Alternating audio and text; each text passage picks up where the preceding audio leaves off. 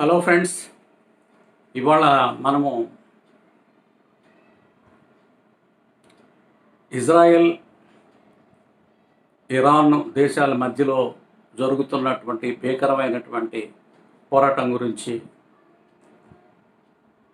కొన్ని విషయాలు మాట్లాడుకుందాం. ఇజ్రాయెల్ దేశము, ఇరాన్ దేశం, ఆ రెండు ప్రక్కన ఉన్న దేశాలేమీ కాదు. ఇరాన్కి, ఇజ్రాయెల్కి మధ్యలో చాలా దేశాలు ఉన్నాయి. ఇజ్రాయెల్ దేశం గురించి ముందుగా రెండు మాటలు చెప్పుకుందాం. ఇజ్రాయెల్ అనే దేశము చాలా చిన్నది. అక్కడ నివసించే ప్రజలు కూడా చాలా తక్కువ మంది. ఇప్పుడు అక్కడ ఇంచుమించుగా ఉండే వాళ్ళల్లో యూదులు ఎక్కువ మంది ఉంటారు, అంటే జ్యూస్ అంటారు వాళ్ళని. వీళ్ళు 70 లక్షల మంది వరకు ఉన్నారు అక్కడ. ఇంకా మిగిలిన అందులో ముస్లిమ్స్ కూడా కొద్దిమంది ఉంటారు. చుట్టుపక్కల సిరియా, జోర్డాను, లెబనాను, ఈజిప్టు, ఇథియోపియా, ఈ దేశాలన్నీ ఉంటాయి. ఇవన్నీ కూడా ముస్లిం దేశాలు. ఇదొక్కటే యూదు జాతి దేశం, ఇజ్రాయెల్ అనేటటువంటి దేశం. దానికి చారిత్రాత్మకమైనటువంటి నేపథ్యం కూడా ఉంది. అక్కడ ఏంటంటే క్రైస్తవ మతానికి ఆరాధ్యుడైనటువంటి జీసస్ క్రైస్టు అక్కడ జన్మించడం జరిగింది. సో అక్కడ ఉండేటటువంటి పుణ్యస్థలాలన్నీ చూడడానికి కూడా ఇక్కడి నుంచి ప్రపంచ నలుమూలల నుంచి కూడా ప్రజలు అక్కడికి వెళుతూ ఉంటారు. అయితే ఒక ఇంచుమించు 600-700 సంవత్సరాల నుంచి అక్కడ యూదు జాతీయులు వివిధ దేశాలకు వెళ్ళిపోయారు. కారణం ఏంటంటే ఆ ప్రాంతాన్ని మహమ్మదీయులు దాన్ని స్వాధీనం చేసుకున్నారు. స్వాధీనం చేసుకున్నటువంటి నేపథ్యంలో యూదు జాతీయులు ఆ దేశం నుంచి వివిధ దేశాలకి వలస వెళ్ళిపోయారు. ఇవాళ తీసుకుంటే యూదు జాతీయులు అంటే జ్యూస్ వాళ్ళ మొత్తం అంతా కలిపితే 1,50,00,000 మంది జనాభా ఉంటారు. అందులో 70 లక్షల మంది మాత్రమే మన ఇజ్రాయెల్ దేశంలో ఉన్నారు. మిగిలిన 70 లక్షల మంది కూడా ముఖ్యంగా అమెరికాలో, ఇంగ్లాండ్లో, అలాగా వివిధ దేశాల్లో వెదజల్లబడి ఉన్నారు. ఈ యూదు జాతీయులు ఇప్పటి కాలంలో చూసుకుంటే వాళ్ళు చాలా అత్యంత ధనికమైనటువంటి జాతి, అదేవిధంగా అత్యంత తెలివైనటువంటి జాతిగా పేరు పొందారు. అత్యంత ధనికమైన జాతి అని చెప్పుకోవడానికి ప్రధానంగా అమెరికాలో ఉన్నటువంటి ప్రధానమైనటువంటి వ్యాపార సంస్థలు, సినిమాలు, తర్వాత పత్రికా రంగం, ఇప్పుడు ఈ సాఫ్ట్వేర్ సంబంధించినటువంటిది, తర్వాత గొప్ప మేధావులు, ప్రపంచ మేధావులుగా పేరు పొందినటువంటి వాళ్ళు ఆ దేశంలో ఆ జాతిలో పుట్టారు. ముఖ్యంగా మరి కార్ల్ మార్క్స్, తర్వాత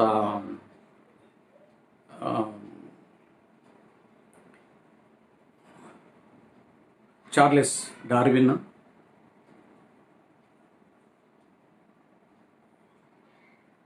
ఐన్స్టీన్, జుకర్బర్గ్, ఇలాంటి వాళ్ళు ఆ దేశంలో ఆ జాతిలో పుట్టారు. అందువలన యూదు జాతికి చాలా మంచి పేరు ప్రఖ్యాతులు ఉన్నాయి. అయితే యూదు జాతి చరిత్ర తీసుకుంటే మనము అది ఎప్పుడు కూడా ఏదో ఇవాళన్నంత గొప్పగా ఎప్పుడు ఉంది అని అనుకుంటే పొరపడతాం మనం. వాళ్ళు అనేక సంవత్సరాలు ఆ, బానిసలుగా బతికారు. ముఖ్యంగా ఈజిప్ట్ దేశంలో 400 సంవత్సరాల వరకు బానిసలుగా బ్రతికినట్లుగా మనం వింటున్నాము. ఆ తర్వాత రోమన్ల కాలంలో రోమన్ల పాలన కిందకి వెళ్ళిపోయింది వాళ్ళ ప్రాంతం. ఆ తర్వాత వచ్చేసి ముస్లింల పాలన కింద కూడా వెళ్ళిపోయింది. ఈ ముస్లింల పాలనలోనే వాళ్ళు దేశాన్ని వదిలిపెట్టి వివిధ దేశాలకి వెళ్ళిపోవడం జరిగింది. సో అక్కడ ఈ మహమ్మదీయులు ఉంటున్నారు. దాన్ని పాలస్తీనా అంటారు. రెండో ప్రపంచ యుద్ధ కాలంలో ఒక ఘోరమైనటువంటి ఒక విపత్తు జరిగింది. ఆ విపత్తు ఏంటంటే హిట్లరు యూదు జాతీయులందరినీ జీనోసైడ్ అంటారు. జీనోసైడ్ అంటే ఆ జాతిని లేకుండా చేద్దామని చెప్పి ఈ జర్మనీ నియంత హిట్లరు వాళ్ళని హోలోకాస్ట్ అనే పేరుతో గ్యాస్ ఛాంబర్స్లో పెట్టి ఇంచుమించు ఇప్పుడు ఇజ్రాయెల్ దేశంలో ప్రజలు ఎంతమంది ఉన్నారో అంతమంది ప్రజల్ని అతను చంపేయడం జరిగింది. అంటే 70 లక్షల మంది. ఆ చరిత్ర చాలా హృదయ విదారకంగా ఉంటుంది. మనకు చాలా బాధ కలుగుతుంది దాని గురించి. అది ఒక ప్రత్యేకమైనటువంటి విషయం. అది కథ తెలుసుకోవాల్సినటువంటి అవసరం కూడా ఉంది. అయితే ఆ కాలంలోనే ప్రపంచవ్యాప్తంగా ప్రజలు ఒక రకమైనటువంటి వారి మీద కొంత సానుభూతి, కొంత ప్రేమ ఇలాంటివన్నీ కలిగాయి యూదు జాతీయుల మీద. అరే వాళ్ళకి ఒక మదర్ ల్యాండ్ అనేది లేకపోవడం వల్లే కదా వాళ్ళు ఈ రోజున ఈ పరిస్థితికి నెట్టబడ్డారు. వాళ్ళకి ఒక మదర్ ల్యాండ్ ఉంది కదా, ఆ మదర్ ల్యాండ్ని మరలా మనం వాళ్ళకి ఏర్పాటు చేసినట్లయితే బాగుంటుందని చెప్పి ప్రపంచం భావించింది. ప్రపంచం భావించి ఏం చేసిందంటే ఈ వివిధ దేశాల్లో వెదజల్లబడి ఉన్నటువంటి ఈ యూదు జాతీయులందరినీ తీసుకొచ్చి వాళ్ళ పూర్వీకుల జన్మస్థలమైనటువంటి ఇప్పుడున్నటువంటి ఇజ్రాయెల్ దేశానికి తీసుకొచ్చి అక్కడ పెట్టారు. అక్కడ పెడితే మరి అక్కడ ఉన్న ప్రజలు ఆల్రెడీ అక్కడ కొంతమంది జీవిస్తున్నారు కదా, వాళ్ళందరూ ముస్లిమ్స్. సో మరి వాళ్ళందరినీ పక్కకి తరిమి అక్కడ వీళ్ళని పెట్టారు. వాళ్ళకి వివిధ దేశాల్లో ఉండేటటువంటి యూదు జాతీయులందరూ వాళ్ళకి సపోర్ట్ చేయడం వలన వాళ్ళ దేశాన్ని చాలా బాగా అభివృద్ధి చేశారు. ఇవాళ ఇజ్రాయెల్ దేశం అనేది చాలా అభివృద్ధి చెందిన దేశం కింద ప్రపంచంలో దానికి పేరు ప్రఖ్యాతులు ఉన్నాయి. అది ఎంత ఉంటుందని అనుకుంటే మనం గోదావరి జిల్లాలో తూర్పు గోదావరి పశ్చిమ గోదావరి జిల్లాలు కలిపితే ఎంత ఉంటుంది అంత ఉండొచ్చు. లేదంటే కృష్ణా గుంటూరు జిల్లా కలిపితే ఎంత ఉంటుందో అంత ఉండొచ్చు. లేదంటే హైదరాబాద్ నగరం ఎంత ఉంటుందో అంత ఉంటుంది అన్నమాట. ఇలాగా అంటే 70 లక్షల మంది ప్రజలు. అయితే వీళ్ళ ఆలోచన ఏంటంటే ఇది మా పూర్వీకుల భూమి, ఇది మాకే చెందాలి అనేటటువంటి వాదన వారిది. అయితే మీరు ఇక్కడ లేరు కదా, 1000 సంవత్సరాల నుంచి మేము ఇక్కడ ఉంటున్నాం కదా, అందుచేత మేము ఇది మాది అని చెప్పి అక్కడ మహమ్మదీయులు, పాలస్తీనాకు చెందినటువంటి మహమ్మదీయులు వాళ్ళు వాదిస్తూ ఉన్నారు. వారికి చుట్టుపక్కల ఉండేటటువంటి ఆ చుట్టుపక్కల అందరూ మహమ్మదీయ దేశాలే. అంటే లెబనాను, సిరియా, జోర్డాను, ఇథియోపియా, సౌదీ అరేబియా, ఈ దేశాలన్నీ కూడా మిడిల్ ఈస్ట్ అంటారు దాన్ని. ఆ మిడిల్ ఈస్ట్ అంతా కూడా మహమ్మదీయ దేశాలు అన్నమాట. సో ఈ మహమ్మదీయులు ఉండే దేశాల మధ్యలో ఇప్పుడు ఈ యూదు జాతీయులు ఉన్నారన్నమాట. ఎప్పుడైతే వీళ్ళని తీసుకొచ్చి అక్కడ పెట్టారో, అంటే ఎప్పుడు పెట్టారు, 1948 అంటే మన దేశానికి స్వాతంత్రం వచ్చినటువంటి కొద్ది రోజుల తర్వాత వాళ్ళకి అక్కడ ఆ దేశాన్ని ఏర్పాటు చేయడం జరిగింది. సో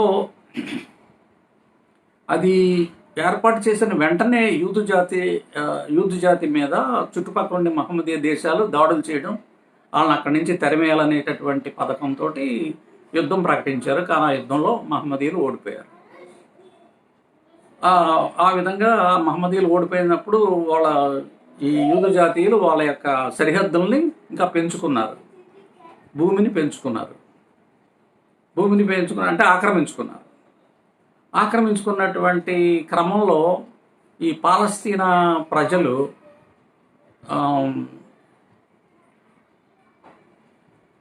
పోరాటాలు చేస్తున్నారు, కానీ వాళ్ళ మీద ఇజ్రాయెల్ మీద విజయం సాధించలేకపోతున్నారు. కారణం ఏంటంటే ప్రధానంగా వారి వెనకాల అమెరికా ఉంది. అమెరికాలో ఉండేటటువంటి ధనికులందరూ కూడా యూదులే. కాబట్టి వాళ్ళకి చాలా అండదండలు ఉన్నాయి, అమెరికా అండదండలు ఉన్నాయి. ఈ కారణం చేత వాళ్ళు యుద్ధం చేసి గెలవలేకపోతున్నారు, ఈ మహమ్మదీయులు గెలవలేకపోతున్నారు. ఈ నేపథ్యంలో ఇది బ్యాక్గ్రౌండ్ అన్నమాట. ఈ బ్యాక్గ్రౌండ్లో మనం చూడాలి. ఇటీవల కాలంలో వాళ్ళిద్దరి మధ్యలో ఘర్షణలు పెరిగి మిమ్మల్ని ఇక్కడ లేకుండా చేస్తామని మహమ్మదీయులు, మిమ్మల్ని ఇక్కడ లేకుండా చేస్తామని చెప్పేసి ఈ యూదు జాతీయులు ఒకళ్ళ మీద ఒకళ్ళు పోరాటాలు చేసుకుంటున్నారు. అది ఒకవైపు. అంటే గాజా అనేటటువంటి ఒక చిన్న ప్రాంతం ఉంది, తర్వాత వెస్ట్ బ్యాంక్ అనేటటువంటి ఇంకో ప్రాంతం. ఈ రెండు ప్రాంతాల్లోనూ ఈ పాలస్తీనా మహమ్మదీయులు ఉంటారు, మిగిలిన ప్రాంతంలో యూదులు ఉంటారు. ఇది మధ్యధరా సముద్రానికి ఆనుకుని ఉండేటటువంటి భూభాగం అన్నమాట. అయితే లేటెస్ట్గా ఈ ఈ పోరాటానికి కారణం, ఈ యుద్ధానికి కారణం ఏంటంటే వాస్తవంగా ఇది ఇరాన్కి ఏం సంబంధం? వాస్తవంగా ఇరాన్కి ఇజ్రాయెల్కి యుద్ధం రావాల్సిన అవసరం ఉంది అని అంటే, ఈ ఇరాన్కిను అమెరికాకి చాలా రోజుల నుంచి ఈ పోరాటం జరుగుతుంది. అమెరికా ఎక్కడుంది? అమెరికా చాలా దూరంలో ఉంటుంది, 10,000 కిలోమీటర్ల దూరంలో ఉంటుంది.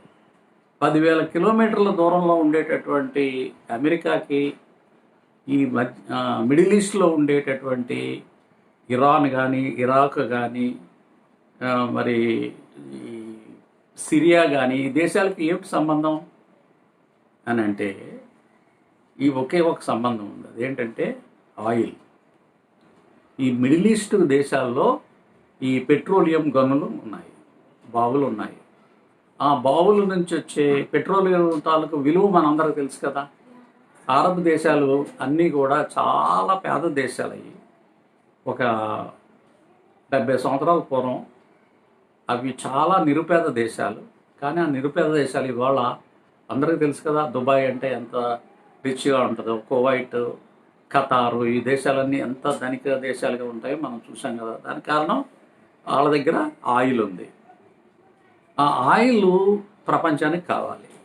ముఖ్యంగా అమెరికా తర్వాత మిగిలిన అభివృద్ధి చెందిన ఐరోపా దేశాలు వాళ్ళందరికీ ఈ యొక్క పెట్రోలియం కావాలి, పెట్రోలియము, గ్యాస్ ఇవన్నీ కావాలన్నమాట. అందుచేత వాటి గురించి వాళ్ళకి ఆసక్తి. అమెరికా గురించి కూడా కొంచెం తెలుసుకుందాం.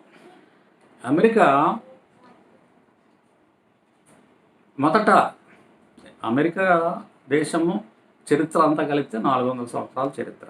అంతకు మునుపు ఉన్నది ఆదివాసీలు.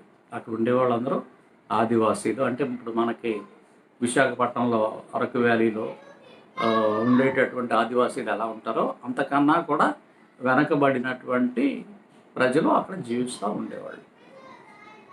వాళ్ళందరినీ నిర్మూలించి ఈ యూరోప్ నుంచి వెళ్ళినటువంటి బ్రిటను, తర్వాత జర్మనీ, ఇటలీ, ఈ దేశాల నుంచి వెళ్ళినటువంటి వాళ్ళందరూ కూడా వాళ్ళని హతమార్చి వాళ్ళని లేకుండా చేసి ఆ భూములను ఆక్రమించుకొని ఆ దేశాన్ని క్రమేణా నెమ్మదిగా అభివృద్ధి చేసుకుంటూ ఇవాళ దశకి వచ్చారు. ముఖ్యంగా వాళ్ళ అభివృద్ధికి బాగా దోహదపడినవి ఏంటంటే మొదటి ప్రపంచ యుద్ధము, రెండో ప్రపంచ యుద్ధము ఈ అమెరికా డెవలప్ అవడానికి బాగా ఉపయోగపడాయి. కారణం ఏంటంటే ఈ మొదటి ప్రపంచ యుద్ధము, రెండో ప్రపంచ యుద్ధాలు రెండూ కూడా ఐరోపాలో జరిగాయి. ఐరోపాలో రెండు ప్రధానమైనటువంటి ముఠాలు. ఒక ముఠ ఇంగ్లాండు, ఫ్రాన్సు, ఇంకొక ముఠ జర్మనీ, ఇటలీ. రెండో ప్రపంచ యుద్ధం వచ్చేటప్పటికి అవి మారినాయి కొద్దిగా. జపాన్ తోడయింది, జర్మనీకి జపాన్ తోడయింది.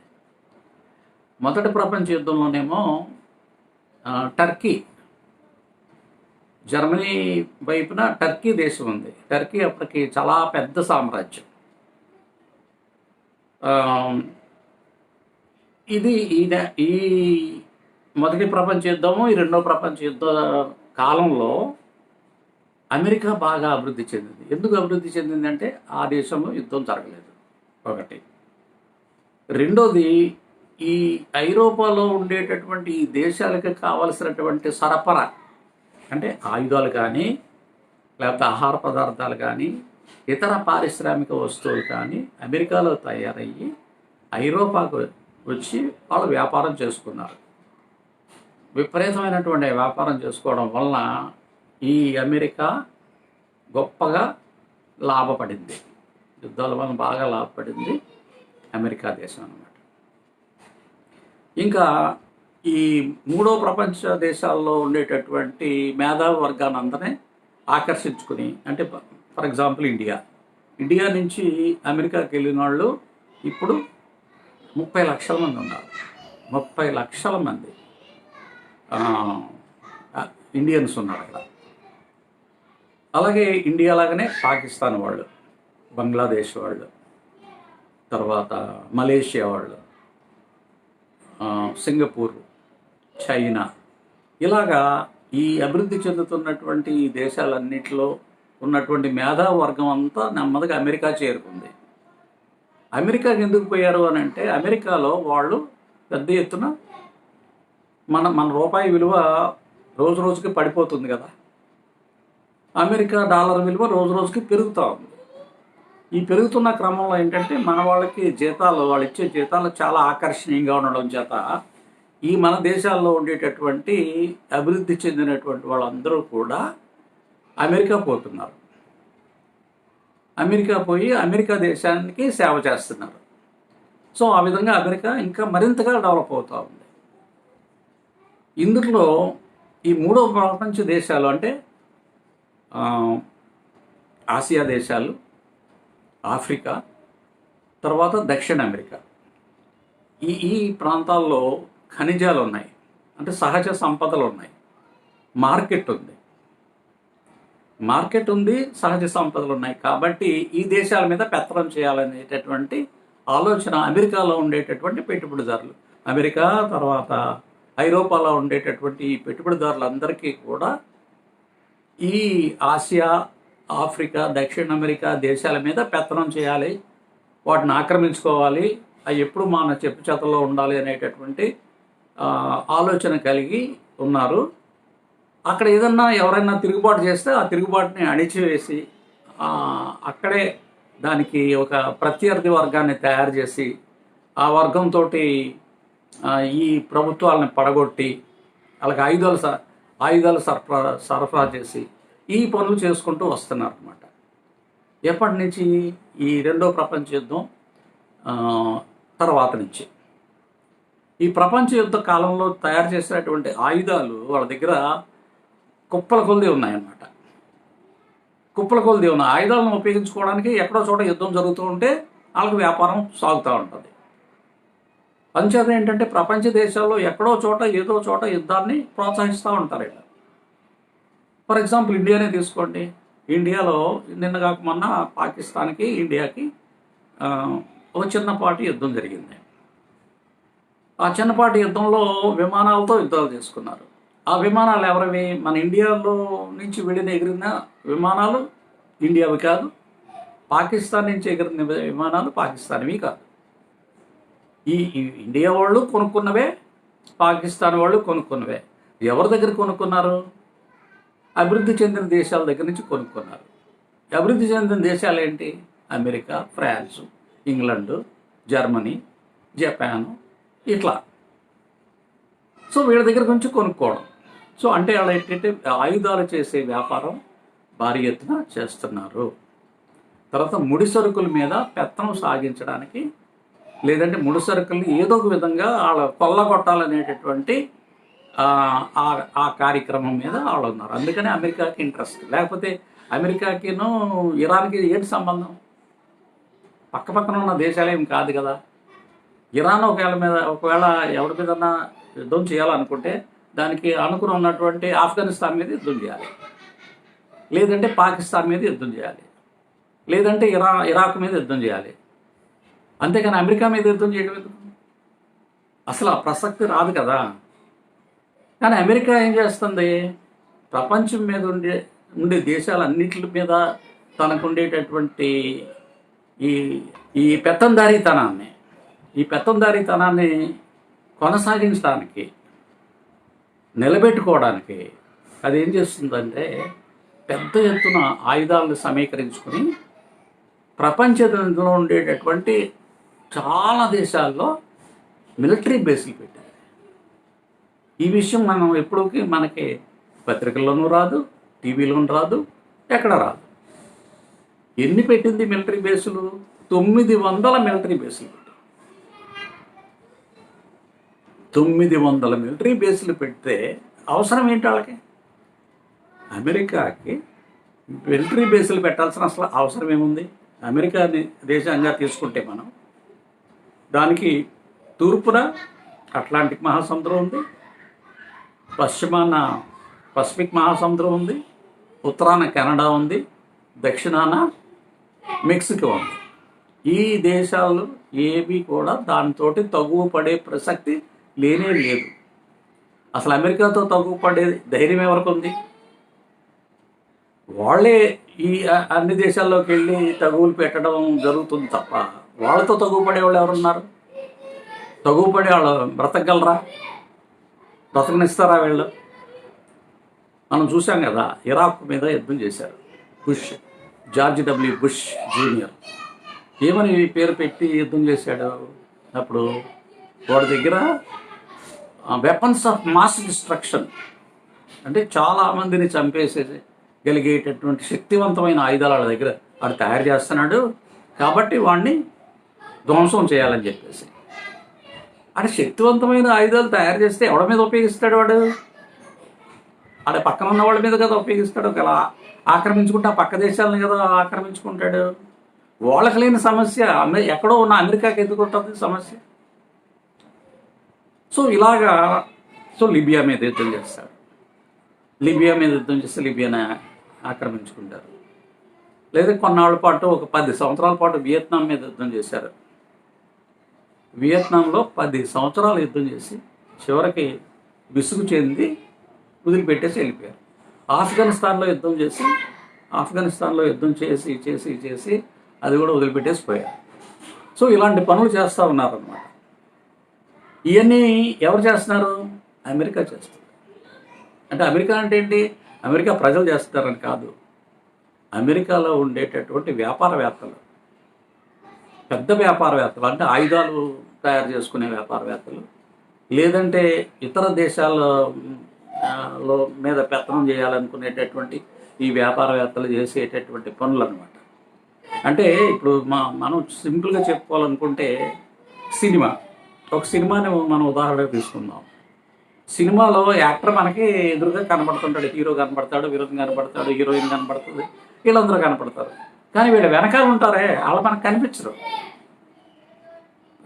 ప్రొడ్యూసర్ కనపడ్డు, డైరెక్టర్ కనపడ్డు, ఇంకా సాంకేతిక సిబ్బంది అంటే సినీ పరిశ్రమలో పనిచేసే వాళ్ళు ఎవరో మనకు కనపడరు. అలాగే అమెరికాని నడిపించేటటువంటి వాళ్ళు ఉంటారు, వాళ్ళకి కనిపించరు ఎవరికి. మనం భారతదేశంలో చూస్తాం కదా, ఏది అదానీ, అంబానీ, టాటా, బిర్లా, వాళ్ళు ఏమైనా మంత్రులుగా ఉన్నారా? ప్రధానమంత్రులు అయ్యారా? వాళ్ళు పార్లమెంట్ మెంబర్లుగా ఉన్నారా? లేదు కదా. కానీ ప్రభుత్వాన్ని వాళ్ళే నడిపిస్తారు. ప్రభుత్వం వాళ్ళకి కావాల్సినట్టుగా వీళ్ళు యాక్షన్ చేస్తారు. మన నోళ్ళల్లో నడిగేవాడు ఎవడో మోడీ నోడ మీద నడుగుతూ ఉంటాడు, లేదంటే పివి నరసింహరావు గారు, లేకపోతే ఇందిరాగాంధీ, లేకపోతే నెహ్రూ, అటల్ బిహారీ వాజ్పేయి, మన్మోహన్ సింగ్, వీళ్ళ పేర్లు మనం వింటూ ఉంటాం. కానీ ఎవరికి అనుకూలమైనటువంటి నిర్ణయాలు చేస్తూ ఉంటారు వీళ్ళు అంటే వాళ్ళ వెనకాల బృందం ఉంది. ఆ బృందానికి కావాల్సినటువంటి అంటే సినిమా పరిశ్రమ లాగా వెనకాల పరిశ్రమ ఎలాగైతే ఉంటుందో ఆ వెనకాల వాళ్ళు ఉంటారు, వాళ్ళు నడిపిస్తూ ఉంటారు అన్నమాట. సో నేను ఇప్పుడు అమెరికా గురించి చెప్తున్నానంటే అమెరికాలో ఉండేటటువంటి ఈ పారిశ్రామికవేత్తలు, ఈ వ్యాపారవేత్తలు వీళ్ళు అమెరికాని నడిపిస్తూ ఉంటారు అన్నమాట. అంటే కానీ అమెరికాలో మన వాళ్ళు ఉద్యోగాలు చేసుకోవడానికి వెళ్ళిన వాళ్ళు, లేకపోతే మన దేశంలో కదా అనేక ప్రపంచ దేశాల్లో అనేక దేశాల్లో నుంచి వెళ్ళి అక్కడ ఏవో పనులు చేసుకొని కాస్త డబ్బు సంపాదించుకుని గౌరవంగా బతికేటటువంటి వాళ్ళు కాదు, వాళ్ళకేం సంబంధం లేదు ఇందుట్లో. సో ఓకే, సో మనం కొంత అమెరికా గురించి తెలుసుకున్నాము, కొంత ఇజ్రాయెల్ దేశం గురించి కూడా తెలుసుకున్నాము, కొంత పర్షియా దేశం గురించి కూడా తెలుసుకున్నాము. ఇరాన్ని పర్షియా దేశం అంటారు. పర్షియా పాతకాలపు అంటే పురాతన చరిత్ర కలిగినటువంటి దేశాలు కొన్ని ఉన్నాయి ప్రపంచంలో. పురాతనమైనటువంటి దేశాలు భారతదేశం ఒకటి ఉంది అందులో, అలాగే ఈజిప్ట్ దేశం ఉంది, తర్వాత గ్రీస్ దేశం ఉంది, China, India, Iraq, Iran, Greece, Egypt. ఈ దేశాలు చాలా పురాతన చరిత్ర కలిగినటువంటి దేశాలు. అంటే పర్షియా కూడా చాలా పురాతన కాలం నుంచి ఒక గొప్ప చరిత్ర కలిగినటువంటి దేశం, దానికి గొప్ప సంస్కృతి కూడా ఉంది. ఇరాన్ దేశానికి పర్షియా అనేవాళ్ళు, ఇప్పుడు దాన్ని ఇరాన్ అంటున్నారు. పార్సీలు అంటారు కదా మన వాళ్ళు, పార్సీలు. సో అది పెద్ద దేశమే, పెద్ద జనాభా కూడా ఉంది. ఆ జనాభా లెక్క నేను కరెక్ట్గా ఇప్పుడు చెప్పలేను. అలాగే దేశం కూడా ఇండియా కన్నా కొంచెం తక్కువ ఉంటుంది, కానీ పెద్ద దేశం. వాళ్ళు ఇప్పుడు ఎవరితోటి యుద్ధాలు చేసినటువంటి సందర్భం లేదు, వేరే దేశాలని ఆక్రమించుకున్నటువంటి చరిత్ర కూడా వాళ్ళకి ఏమీ లేదు. కొన్నాళ్ళ పాటు ఇరాను, ఇరాకు యుద్ధాలు చేసుకున్నారు. దానికి కారణం కూడా ఈ అమెరికా దేశమే. వాళ్ళు సున్నీలు, షియాలు అనేటటువంటి పేరు పెట్టుకుని కొట్టుకున్నారు.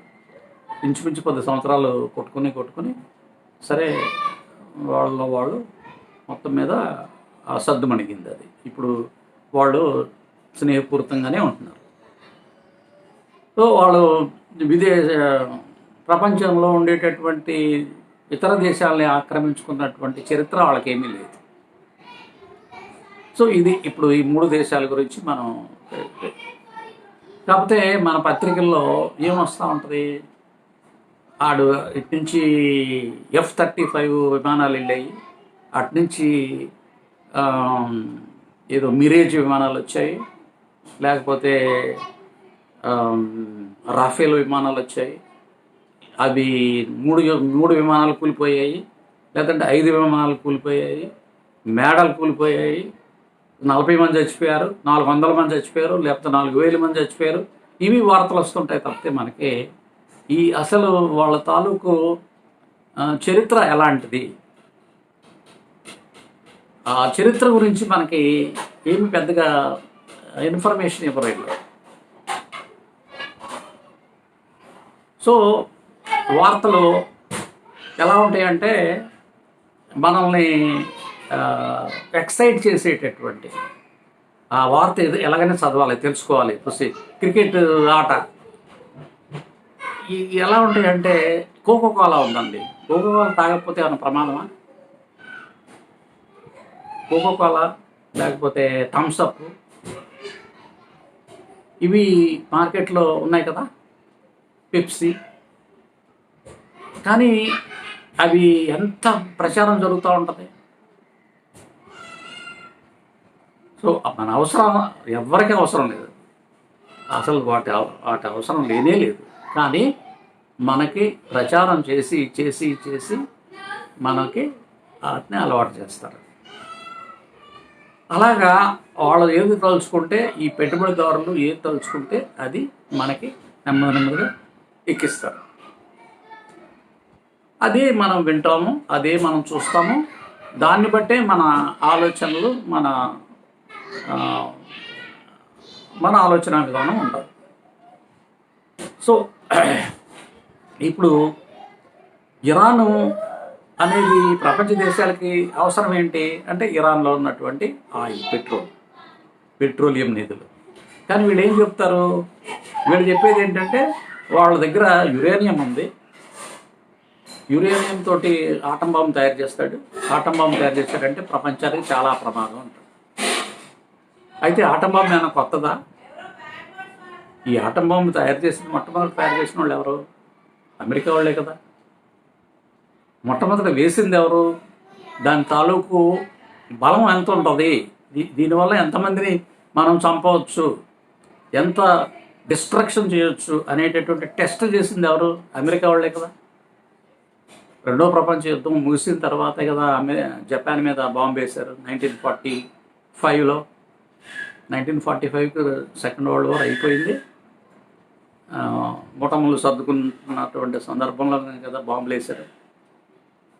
అంటే ఏంటి, మా దగ్గర ఆటం బాంబులు ఉన్నాయి, మేము ఎవరినైనా సరే ధ్వంసం చేయగలము, మా జోలికి వచ్చారంటే ఎవరినైనా సరే ధ్వంసం చేయగలము, నాశనం చేయగలం.